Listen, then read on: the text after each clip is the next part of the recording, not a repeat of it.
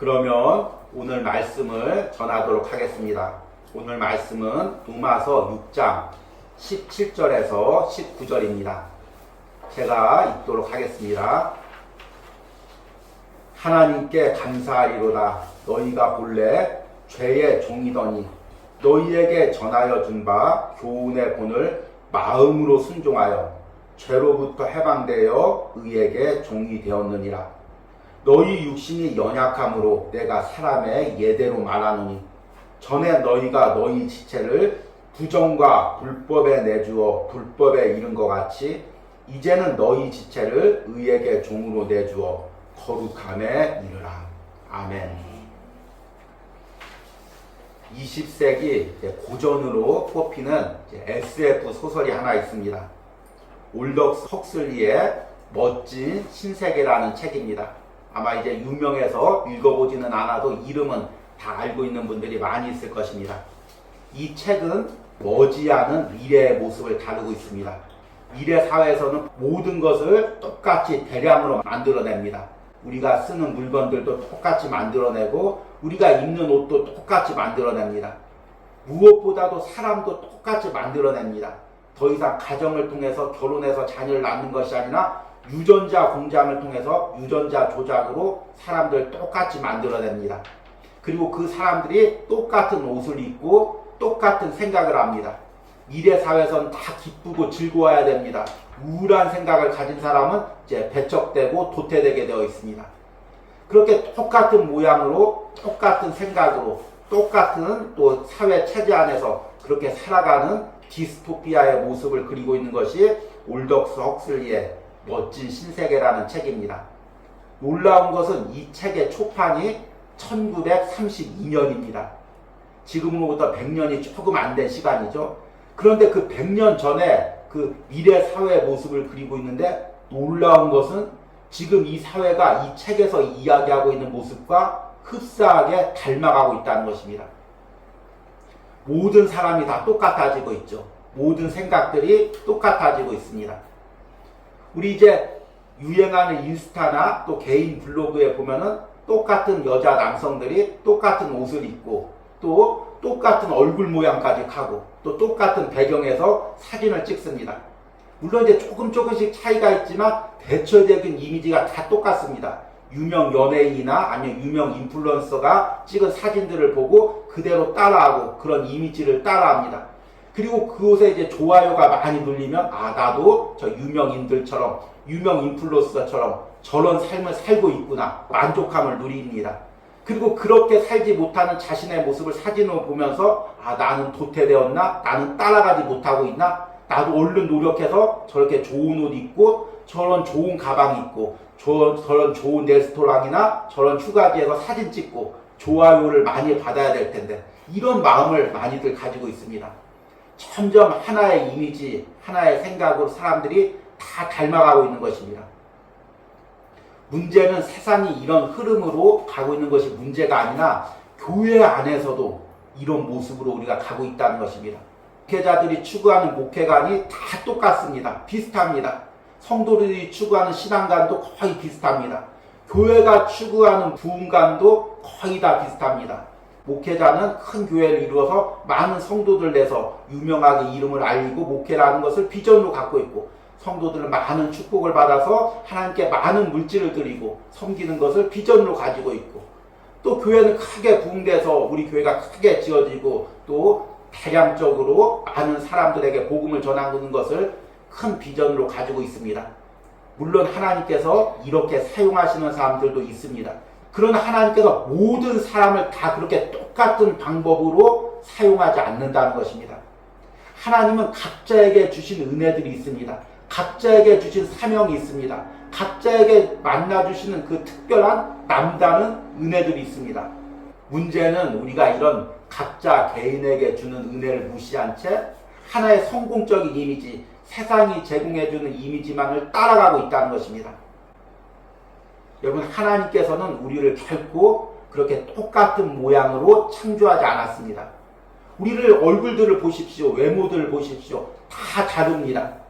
그러면 같은 이치로 우리에게 주신 개성도 다 틀립니다.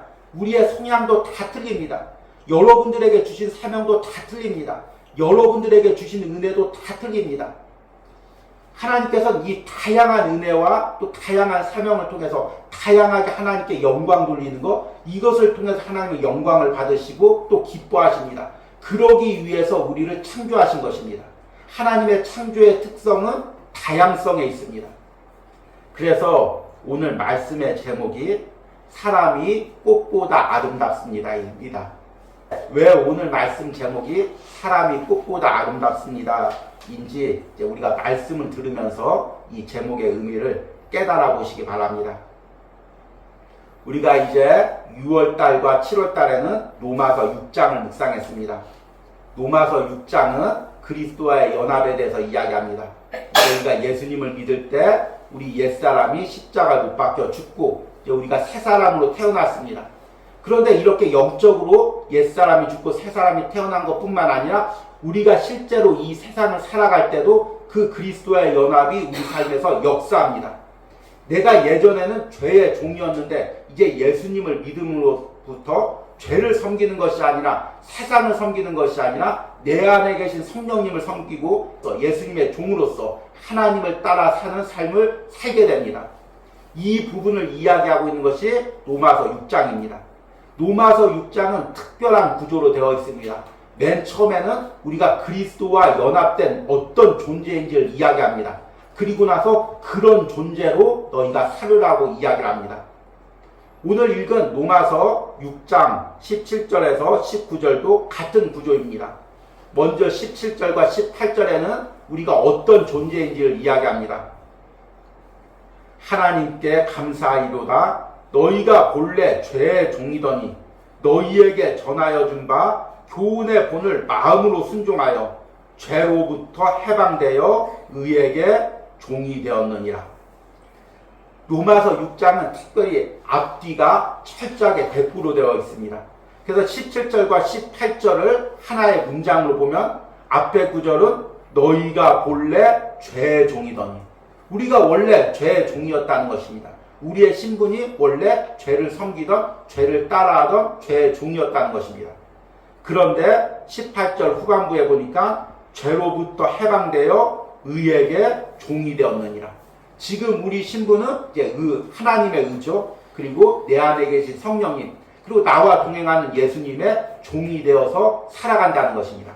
그리고 그 과정에 무엇이 있냐면 17절 후반절에 너희에게 전하여 준 바 교훈의 본을 마음으로 순종하여.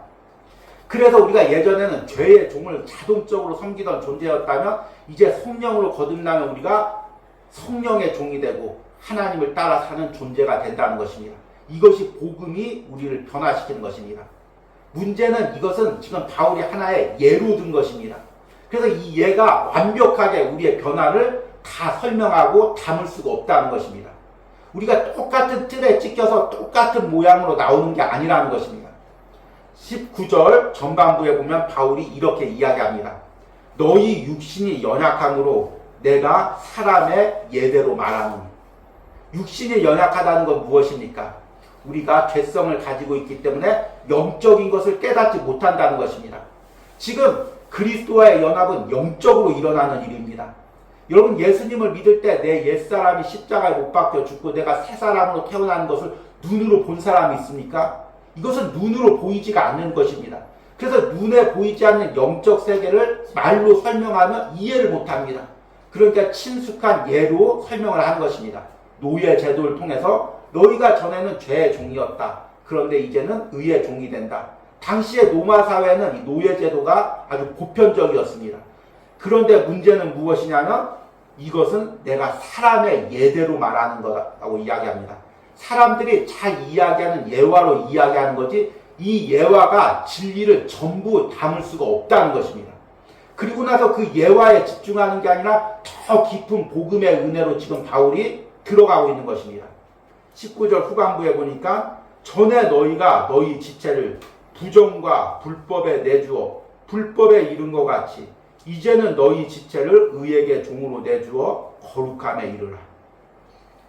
여기 내준다는 말이 나옵니다.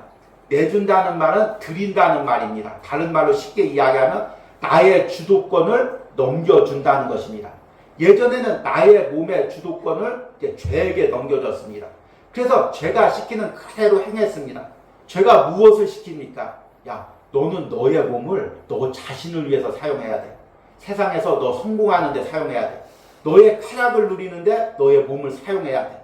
남보다 더 많은 것을 빼앗는 것에 너의 몸을 사용해야 돼. 계속해서 우리 지체를 죄가 이야기하는 방향으로 사용하기 원합니다. 종은 무엇입니까? 주인이 시키는 그대로 하는 것이 종입니다. 그 전에 주인은 계속해서 이제 세상을 위해서, 나를 위해서, 쾌락을 위해서 내 지체, 내 몸, 내 생각, 내 감정을 사용하라고 이야기를 했습니다. 그런데 이제 바뀌어서 내가 의의 종이 되었습니다. 성령의 종이 되었습니다. 성령이 이제 나를 시킵니다.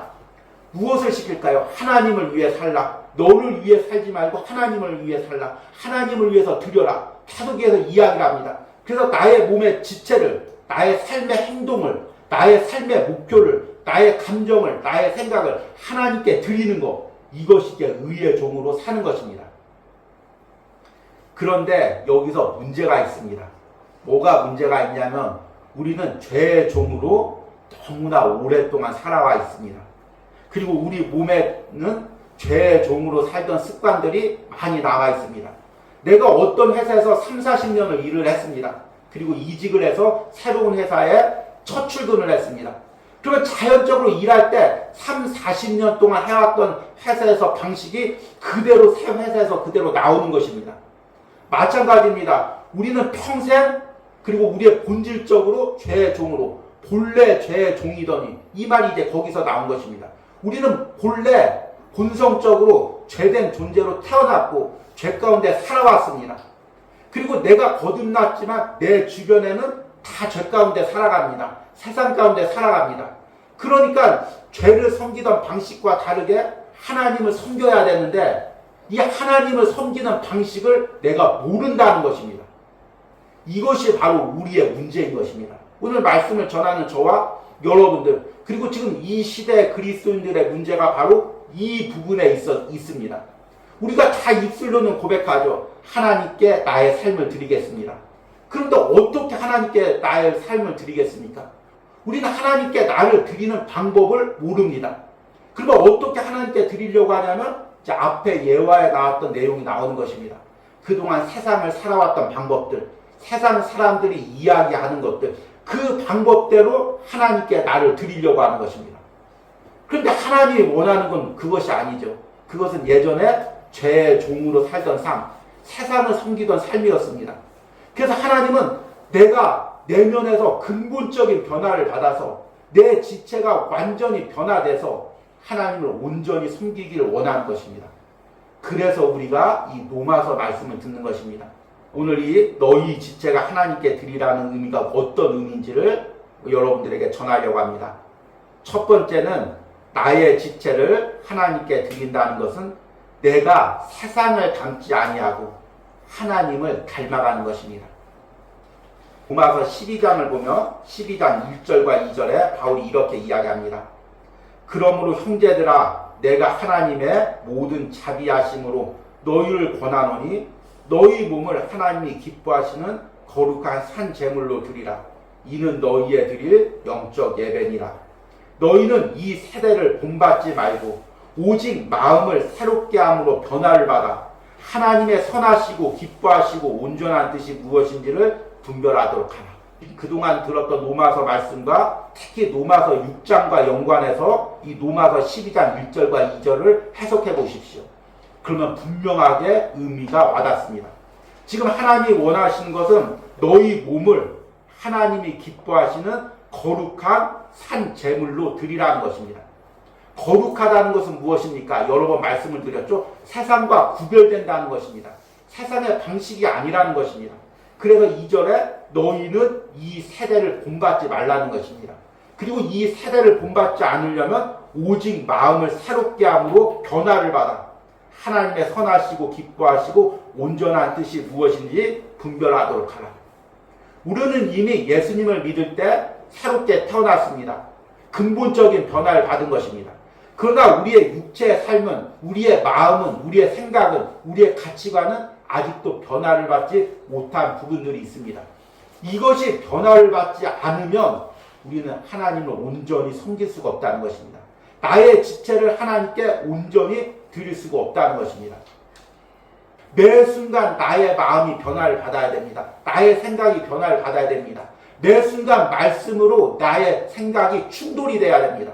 충돌이 되는 게 당연한 게 무엇이냐면 나도 모르게 내 안에 세상의 가치관이 있죠. 그런데 말씀은 세상의 가치관과 틀리죠. 그러니까 날마다 이것이 충돌이 돼야 됩니다. 날마다 내 마음이 깨져야 됩니다. 날마다 내 세상적 가치관이 깨어져야 됩니다. 그렇게 변화를 받아야만이 우리가 나의 몸을 드리며 나의 지체를 드리며 하나님을 섬길 수가 있다는 것입니다. 두 번째로 나의 지체를 하나님께 드린다는 것은 내가 경험한 변화로 하나님을 섬긴다는 것입니다. 이제 계속해서 로마서 6장을 이야기하면서 그리스도인의 변화를 이야기합니다. 그리스도인은 이제 예수님과 함께 십자가에 못 박혀 옛사람이 죽고 새 사람이 된 사람입니다. 그리고 날마다 이제 새 사람으로 살아가야 됩니다. 하나님의 거룩을 닮아가는 것입니다. 이것이 성령 안에서 내 안에 계신 성령님이 하시는 일입니다.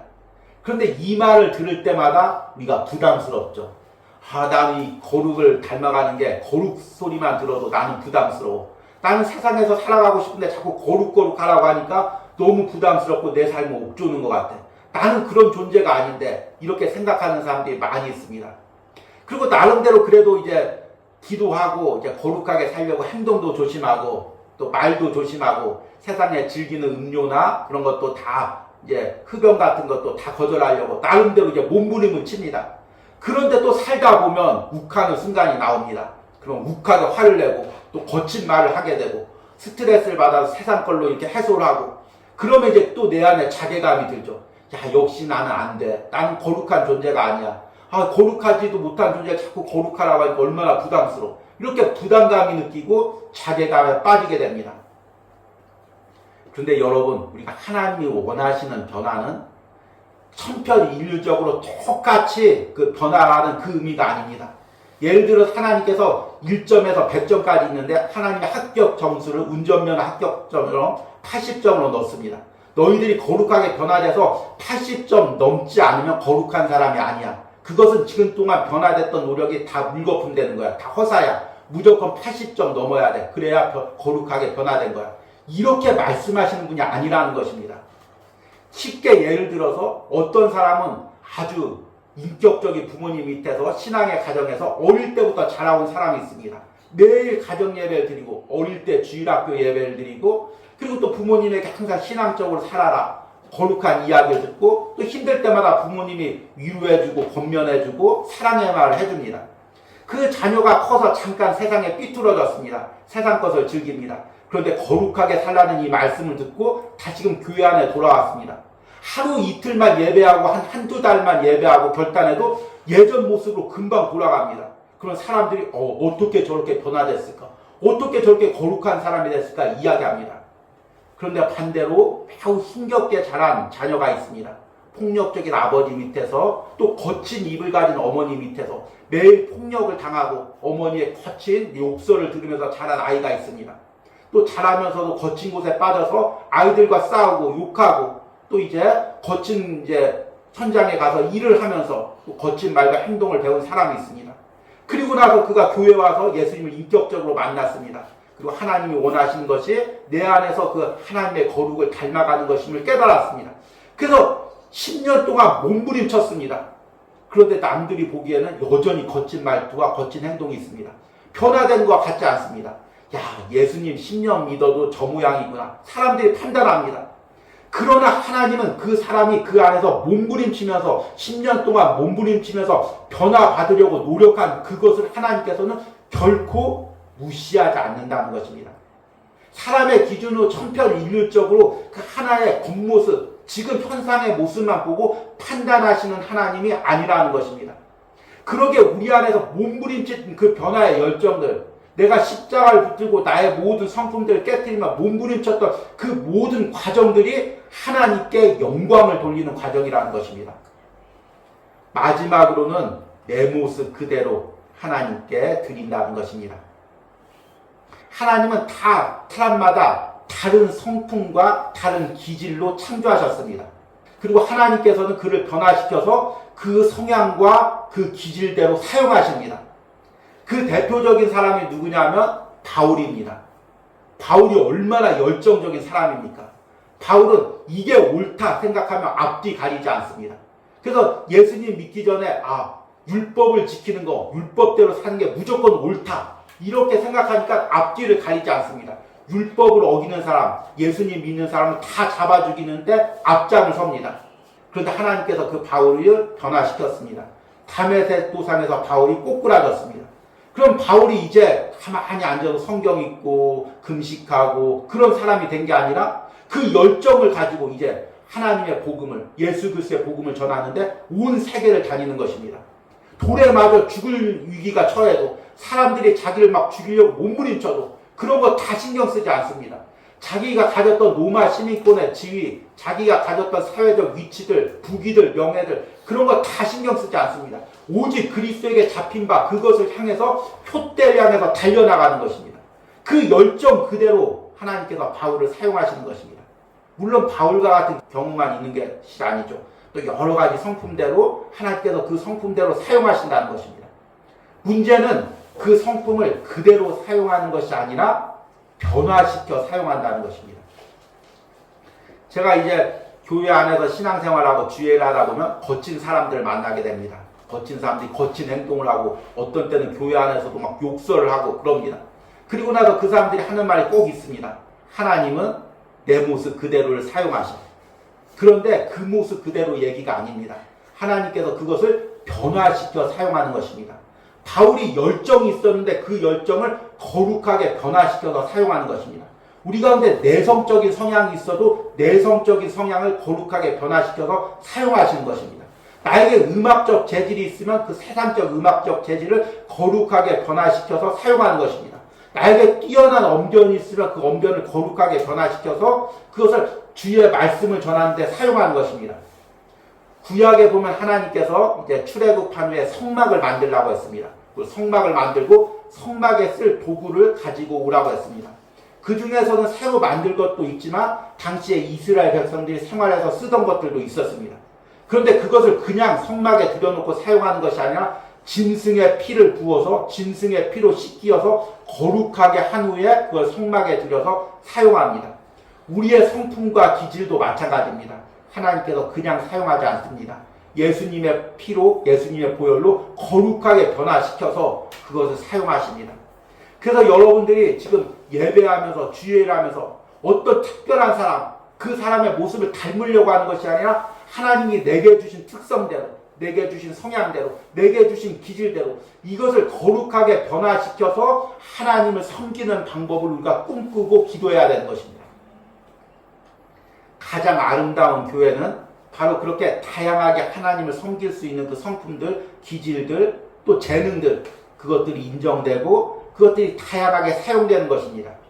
그리고 하나님께서 그렇게 조화를 이루어서 섬길 때 각자의 그 영혼의 섬김을 귀하게 받으십니다. 그래서 그 영혼이 꽃보다 더 아름다운 것입니다. 꽃은 여러 가지 종류가 있죠. 빨간색의 장미가 있고 노란색의 코스모스가 있고 여러 가지 꽃들이 조화를 이룹니다. 사람들도 다 다른 모습으로 다른 성향으로 조화를 이루어서 하나님께 영광을 돌리는 것입니다. 하나님이 받고 싶어하는 영광은 바로 이것입니다. 여러분 사람의 작품은 다 똑같이 만듭니다. 사람이 기계로 물건을 만들 때 다 비슷비슷합니다. 그러나 하나님은 결코 우리를 똑같이 만들지 않았습니다. 여러분 하나님이 내게 주신 은혜, 하나님이 내게 주신 개성, 하나님이 내게 주신 성품으로 하나님께 영광 돌리고 하나님을 섬겨가는 은혜가 있기를 간절히 소망합니다. 그리고 이를 위해서 내 본성이 변화되기를 간절히 기도하고 그 변화를 꿈꾸며 나가는 여러분들이 되시길 바랍니다.